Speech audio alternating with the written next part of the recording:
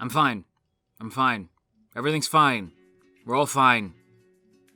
Takio, why are you my own personal Akito? Why must you make me feel emotions? I didn't ask for this. I never asked for this. I'm fine. Okay. But seriously, hello everybody. How's it going? Welcome back to the channel. Welcome back to our weekly Fruits Basket discussion video. Today we're here to talk all about episode 18, Do You Want to Kiss? But before we get into this episode, I do, as always, want to give a quick reminder that if you haven't done so yet, consider hitting that subscribe button. We're trying to reach 25k before the end of the year.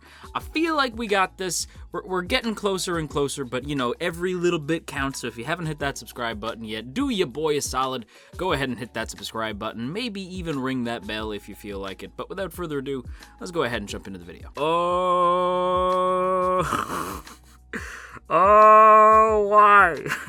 Why? Why? Okay. So, as of late, I have been going back to the model of like, I'm just going to talk about the stuff I want to talk about, because if you haven't been keeping up with the other videos, and if you have, I'm sorry, you've probably heard this a bunch already, but I have to kind of limit the amount of time that I'm talking. Not because I want to, not because anybody asked me to, and not even because it's for YouTube or anything. If anything, the longer videos do better. It's literally my body itself. My throat has been killing me the more I talk lately. And sure, maybe I can power through it and just sort of get my vocal cords used to talking as much as I have been talking, but these videos, plus the 4-hour streams over on my Twitch channel, twitch.tv/JoJo Talks Too Much, come hang out if you feel like it.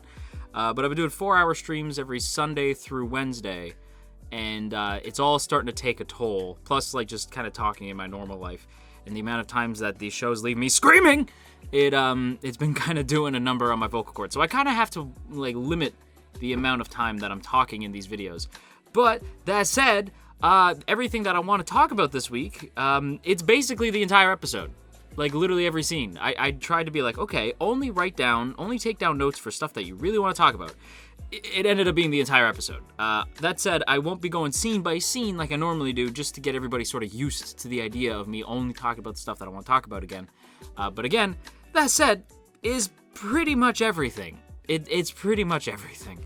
And I've even given myself a timer once again, so hopefully we can try to get this under, or at least around like the 35-minute mark, maybe knock it down by 5 minutes. That'd be nice. If we can get it somewhere in the 30-minute mark as opposed to the 40-minute mark, that'd be nice on my vocal cords. Let's go ahead and give this a shot. So the first thing I want to talk about is all of the stuff that happens during Rin's like search, where Rin is desperately attempting to find a way to break the Soma curse, which as it turns out is what she's been doing. And I kind of figured that's what the plan was. Like we've figured like when we see her going to like Shigure and like trying to keep an eye on everything from a distance, like to me it always seemed like she was trying to find a way to save everybody, but she was too much of a stubborn jerk to actually incorporate everybody into her plan. Mostly because we find out why in this week, why she doesn't want to include the others in said plan. She wants to try to save, specifically Haru, by herself, right? She wants to try to save everybody, but mostly Haru, on her own. She doesn't want to involve anybody, knowing like what Akito is capable of, and we will get to Akito, don't you worry. But I want to specifically bring up the fact that Hiro is a big player this week. And my boy Hiro, like again, Hiro and I have had an interesting history. You know, I hated this character when he was first introduced. I thought he was obnoxious, this little mini sociopath. But it's not my boy's fault, okay? He's a young sociopath. Like clearly, my boy has some slight sociopathic tendencies, but he is a good kid. And he's a good kid. He's a bit of a smartass. Like, end of the day, that's what it is.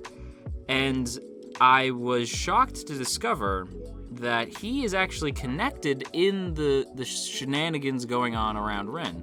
Takia managing to weave these characters into each other's lives in interesting ways, and I have to give Takia kudos for that.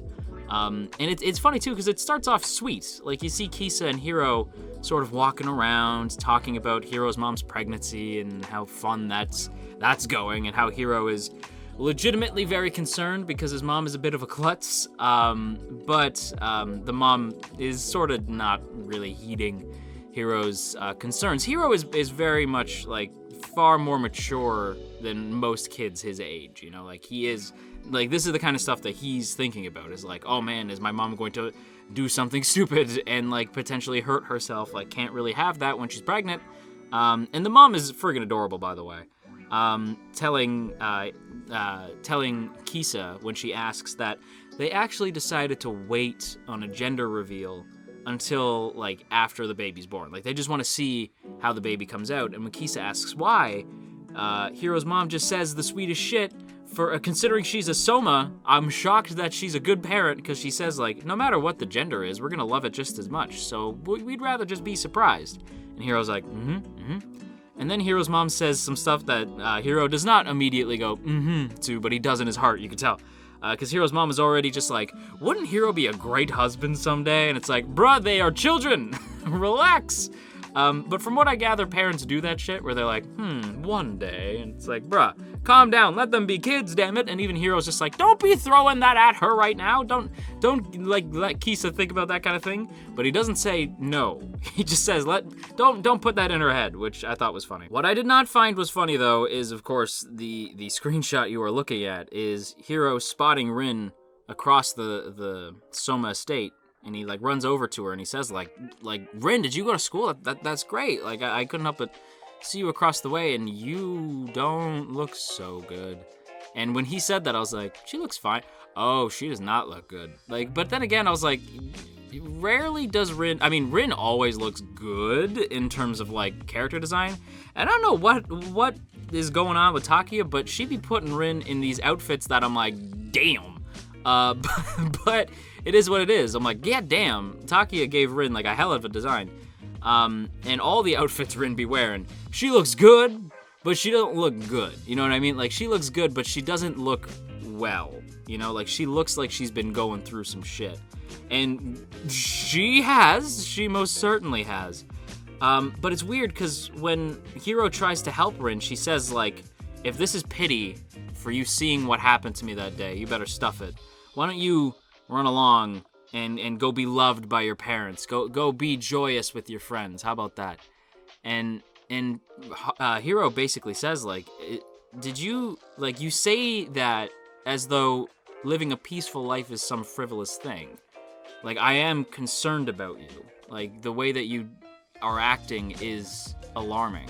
But she pretty much just tells Hiro to shove it up his ass, essentially.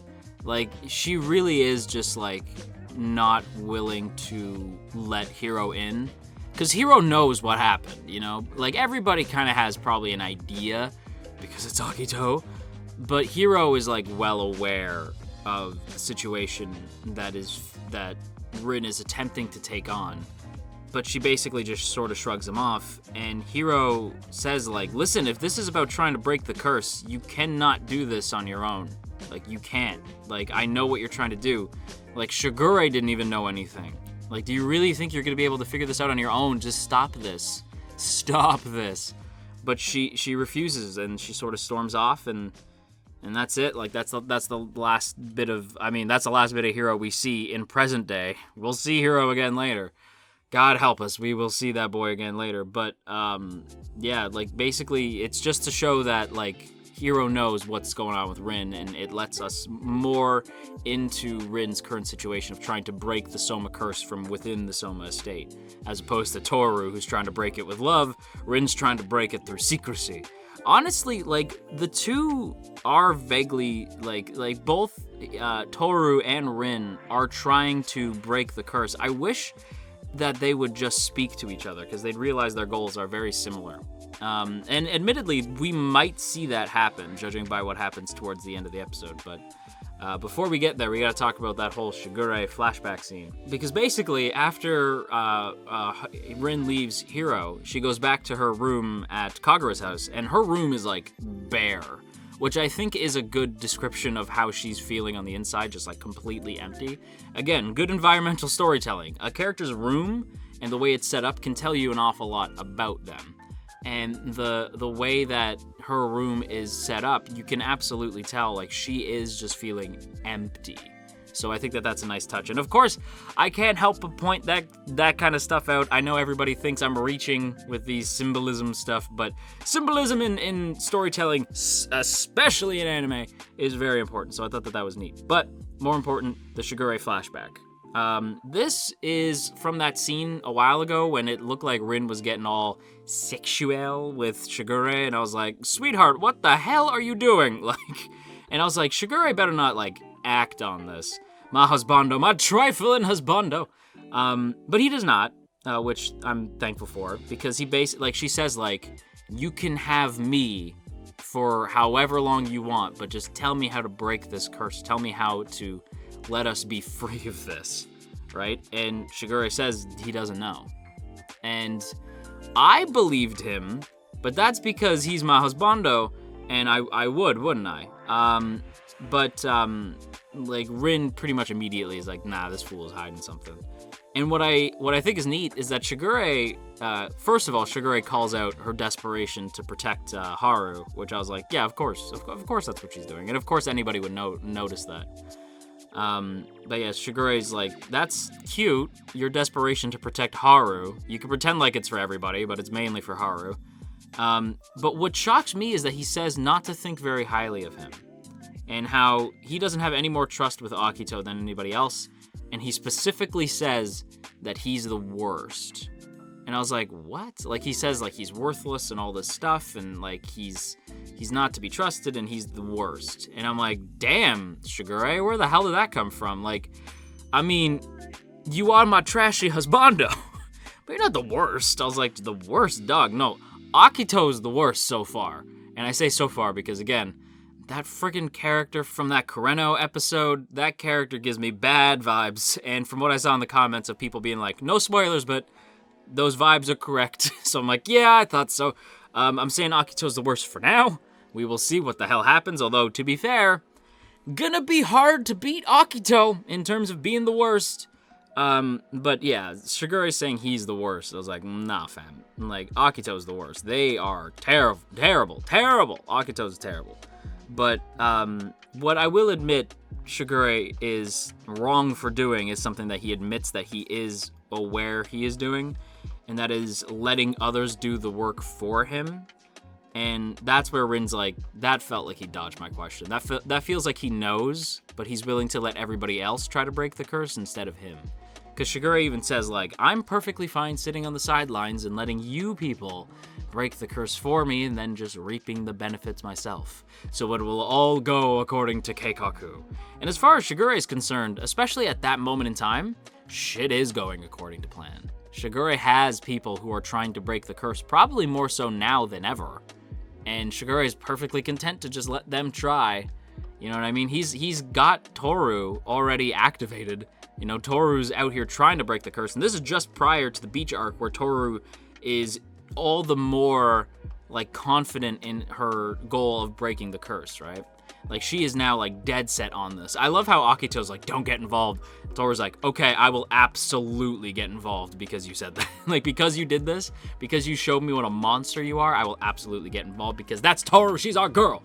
But, like, Shigure is already content with Toru.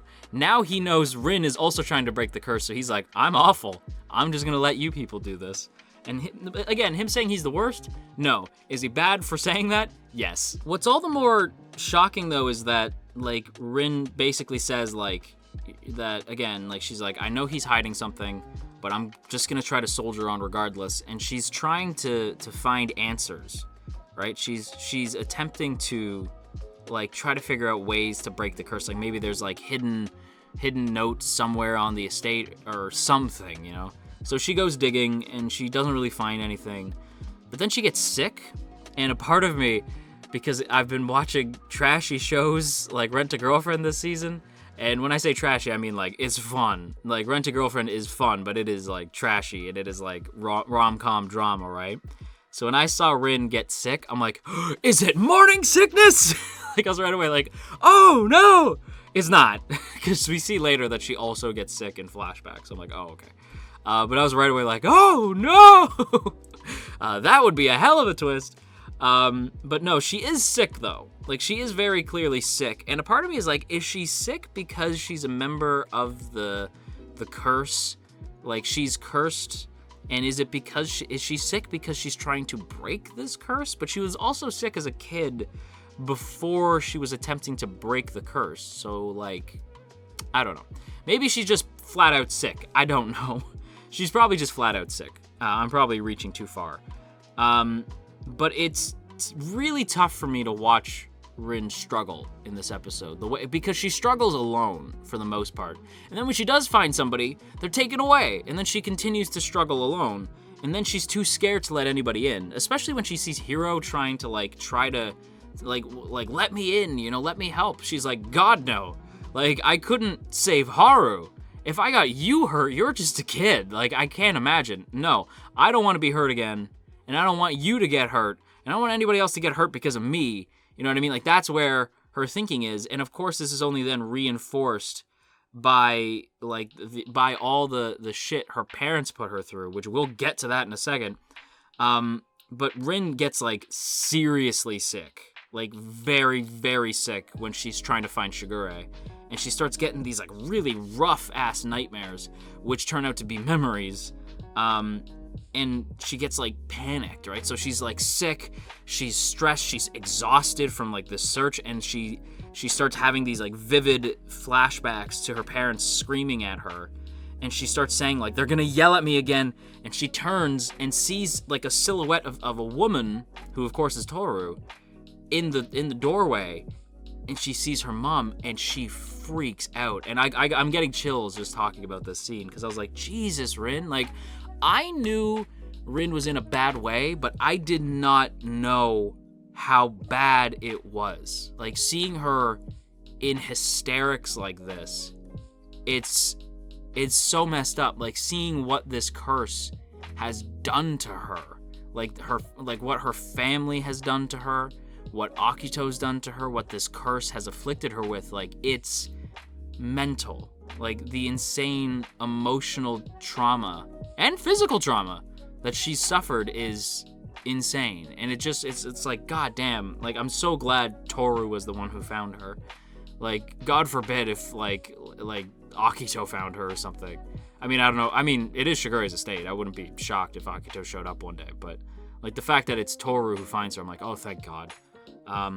Yeah, it's a lot. And thankfully, like, the episode ends with Toru still looking over her. Like, Toru's still, like, watching over Rin by the end, just being there to take care of her, because she is messed up, man.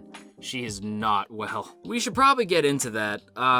Rin's relationship with Haru, starts because of some shit. Like, her dynamic with her parents falling apart is what ultimately, like, leads her to, like not meeting Haru, because they had met before.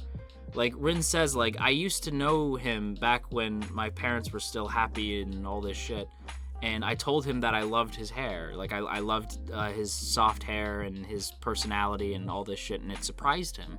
So when Rin was still, like, this really pleasant girl, she gave Haru this, like, compliment and this kindness that we know that a young Haru was sort of dealing with some anger there. So to hear somebody be nice to him must have meant a lot. And I have a feeling we'll probably see that flashback again from Haru's perspective, just because we didn't get to see a whole lot of that.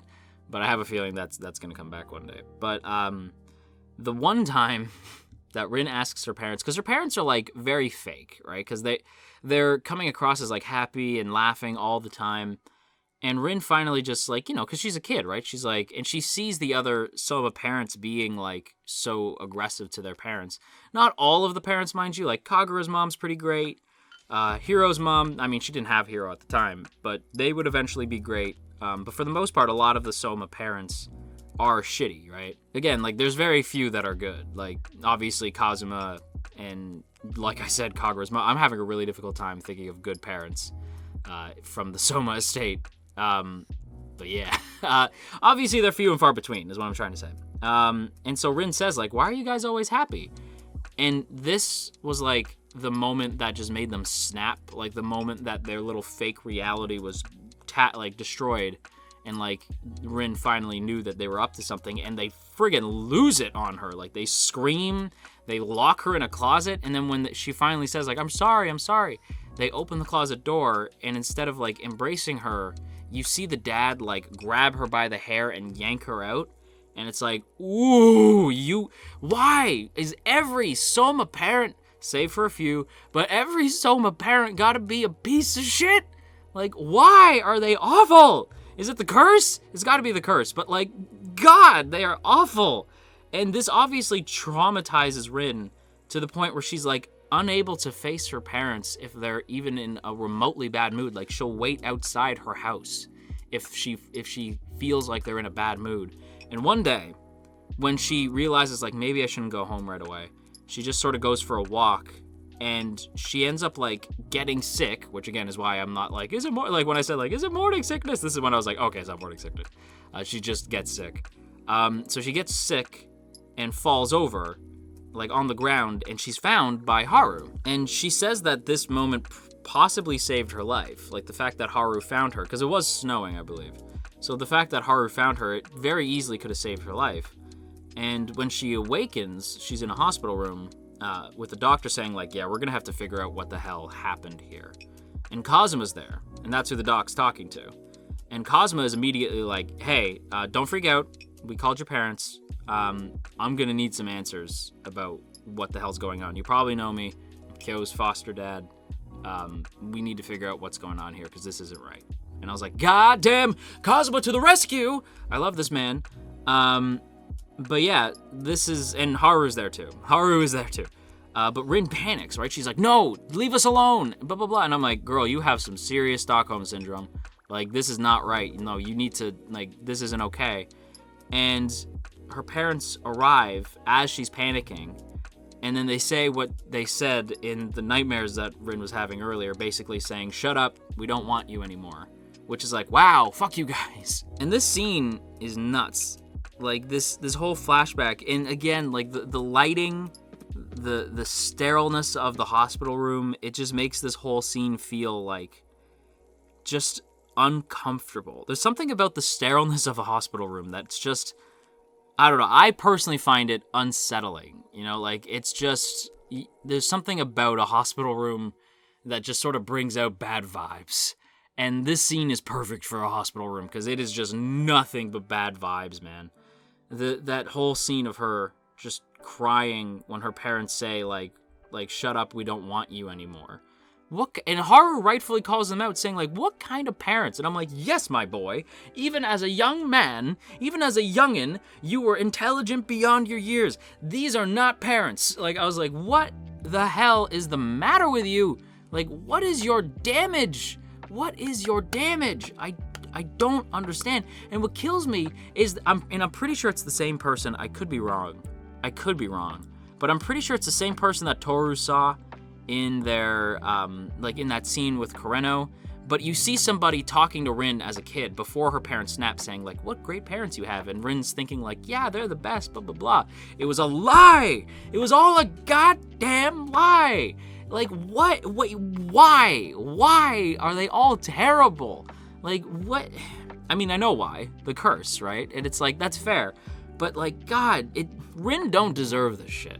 She doesn't. She's just a lass, you know? Like, especially at this point, she's just a young kid. She's just a young lass. She don't deserve this shit.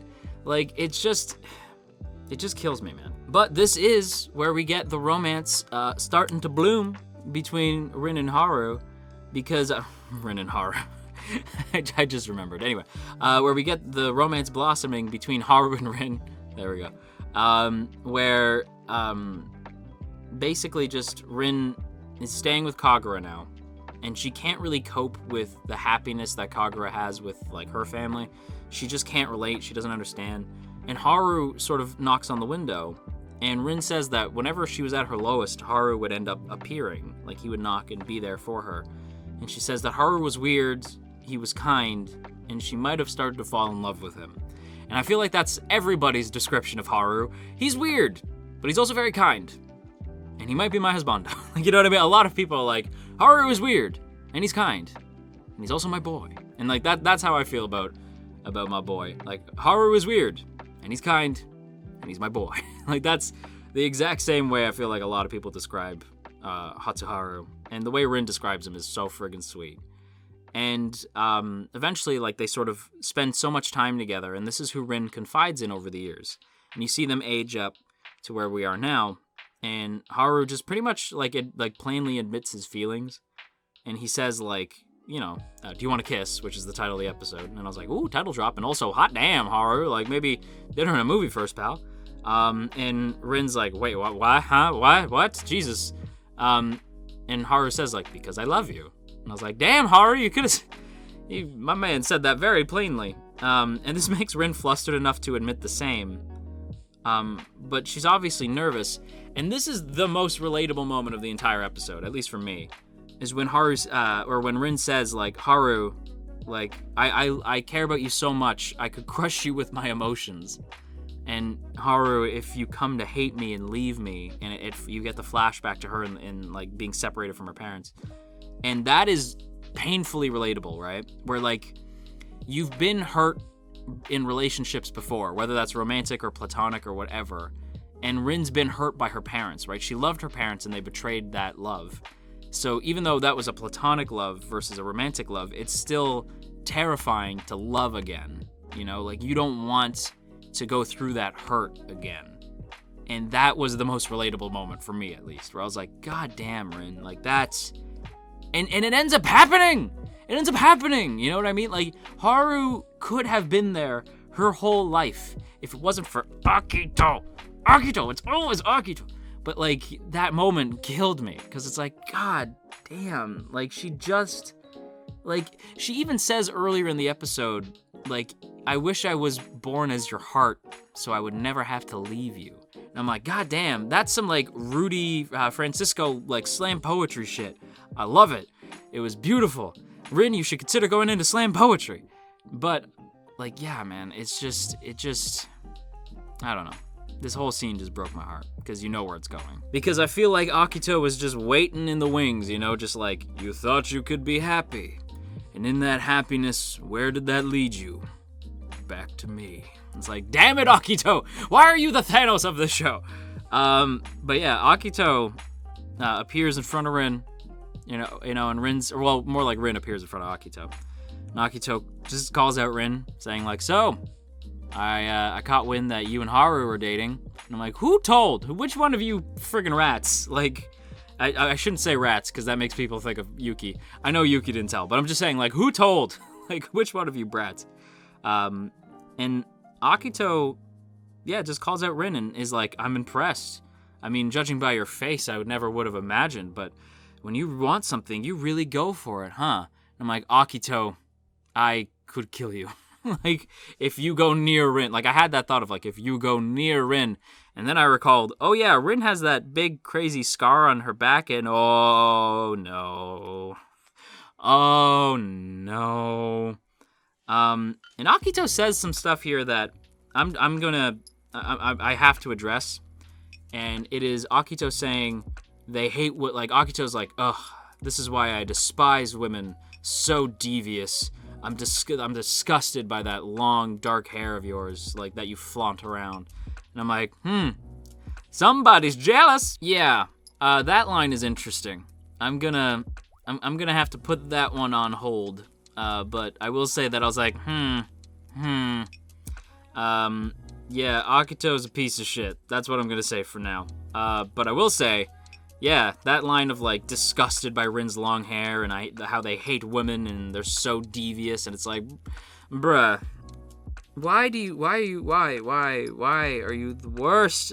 Why are you the worst? I mean, I know we'll find out one day, but for now, I don't know. So why are you the worst? And what's worse to me is the fact that Rin, this character who we know for being pretty damn badass, like, pretty strong, says that they're terrified of Akito. They're scared of Akito.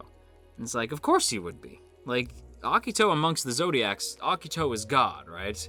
Like, and again, if I may quote another thing, it just kind of reminds me of Darkseid from Justice League, like, I am many things, Kal-El, but here, I am God.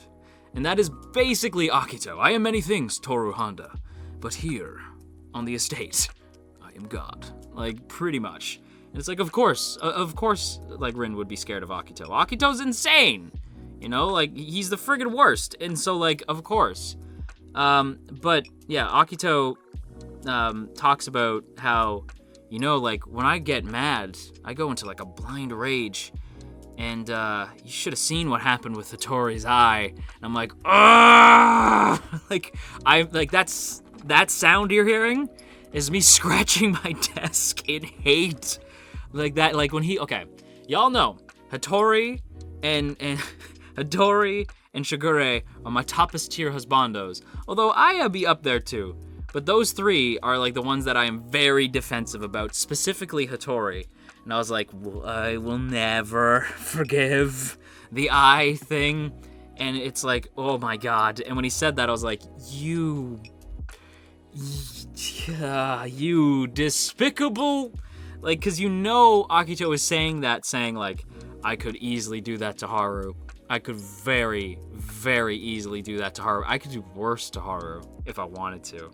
And like, the fact that they're saying that specifically to get under Rin's skin is just deplorable. I hate Akito so much, but like, I hate them so much in the same way I hate Rachel, where it's like, you are so well written. You are one of my favorite characters to see on screen, because when you're on screen, I want to kill you. Like, I want you to die. You know what I mean? Like, they're such an expert. You have to be an expert at writing to make a character that despicable. And Siyu is great in Tower of God, and Takia is great in FruBa. Because, like, the characters are despicable. And of course, Rin being like a badass, because that's who Rin is. Rin is a badass, says like, no, it was me. I made him fall for me. I initiated everything. It was all me, even though we know that's a lie. And then Akito just immediately slaps Rin and is furious, saying like, you tried to take one of my possessions. And I'm like, they're not possessions! Like, oh my god! Akito! Like, just, I am nothing but a ball of hate right now.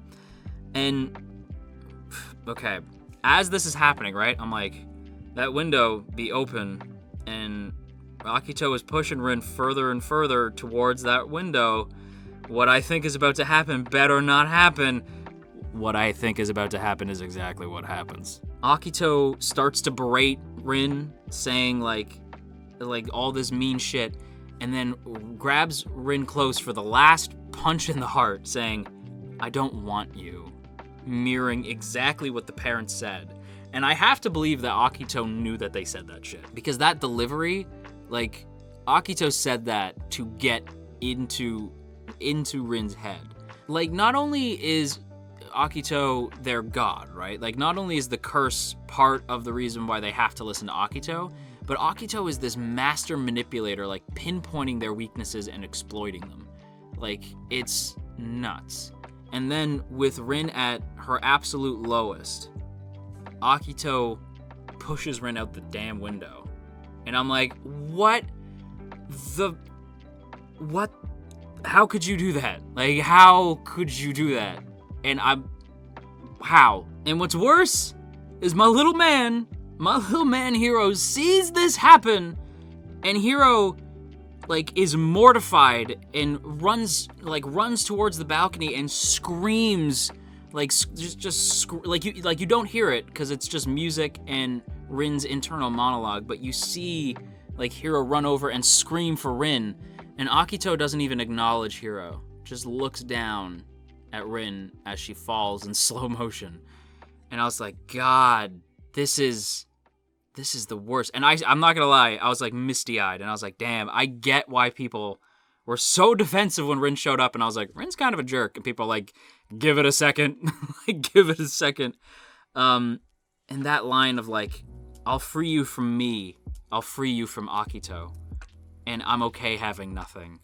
And it's like, oh my God, like saying like, Haru, go find your true happiness. It's not with me. And it's like, no, but it is. It is though, Rin. No, Rin. Like, oh, it just kills me. And that's how we leave the episode. And I can't even show Rin being on the ground because that's too much human being juice for YouTube to take. I've been getting kind of close with some stuff, like YouTube's letting some stuff go these days, but that's too much. My girl was messed up. I'm pretty sure she fell on like a rock, because you see like a rock behind her, and I'm pretty sure like that like stabbed into her and gave her that weird like scar up the back, looking like a reverse Sagat from Street Fighter. And oh my god, Rin, you didn't deserve this. You deserve happiness, Rin. You deserve good things. And I hope Toru's gonna help her see that. I have no words.